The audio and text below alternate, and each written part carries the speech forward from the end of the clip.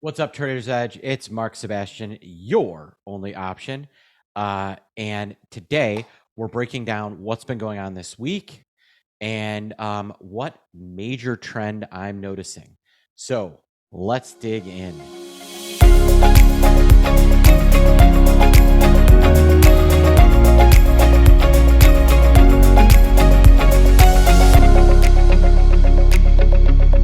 All right, so let's start with the SPX. SPX tried to sell off on Wednesday, but failed. Ended up down 0.03 points. That is nothing for SPX. Q slightly down. The Dow really strong. Where SPX is sitting right now is in kind of an interesting range. I want to see, is it going to move back higher or retest this 50? Because it's made a pretty nice move. Q's very similar story. They really tried to test the 50 and then bounced. So, a piece of bad news we could easily break back through. I don't think this is an incredibly strong rally, but it is a nice rally nonetheless.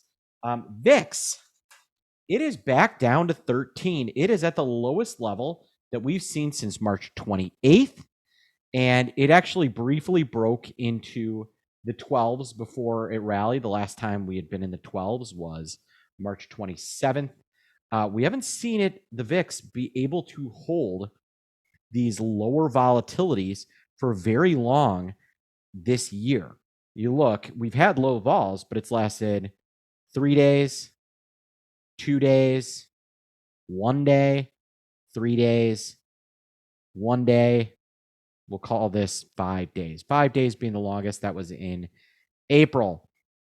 So the question is this where we kind of bottom for volatility, or are we going to enter a new regime? Well, looking at our futures term structure, VIX relative to the VIX future, pretty normal given that we've got about 2 weeks to go here. So a point, maybe a little tight, but about normal. June still looks relatively inexpensive as the July. Obviously, we've got the election kink in here, which is probably way overpriced. But the futures term structure says vol could go a little bit lower. However, I want to talk to you about a trend I'm seeing in the market, something that maybe should raise an eyebrow. So let's start with Expedia that reported earnings just a couple of days ago. How did that go? Then we can look at TripAdvisor. Look at the move TripAdvisor made on Wednesday morning. Then after the bell, Airbnb reported.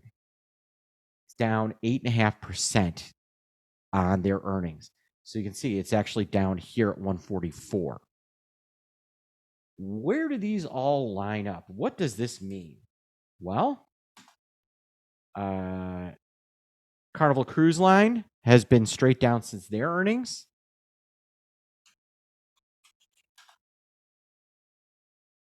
RCL looks a little stronger. Look at NCLH from a couple days ago. That's Norwegian. So what trend are you noticing here? This is important. All right. Notice something. Expedia booking travel, TripAdvisor booking travel, cruise liners, soft. Airbnb, where people go on vacation, really soft on bookings. The American consumer might be starting to soften up. This may be a harbinger of a softening economy, and it may be a really good leading indicator for some potential real downside for the economy over the next 3 to 6 months, because travel is the first thing to go. Then cars and things like that. And then we start looking at, even fast food. Speaking of which, McDonald's doesn't look great. Red Lobster is going to go out of business. Starbucks looks terrible. People are cutting back. So this is a harbinger, folks. Be very careful. when you combine the restaurants, McDonald's and Starbucks, you combine the cruise liners, Norwegian and Royal Caribbean and Carnival, and then you look at Expedia, TripAdvisor, and Airbnb, that tells me that there's a consumer that's worried, and that's bad for the economy. Just something that I want you to have in the back of your head. All right, folks, I am heading to Chicago on Thursday. My son is in the National Quiz Bowl Championships. And so I'm going to be out watching that. So my next video will be from my hometown, Chicago, Illinois. Looking forward to corresponding with you there. If you have questions or comments, please give us a call, 888-872-3301. Shoot us an email, support@optionpit.com. If you're watching me on YouTube, please like, subscribe. And if you have a question, leave a comment. I will answer it. All right, everybody. I am Mark Sebastian, your only option. This was the Trader's Edge.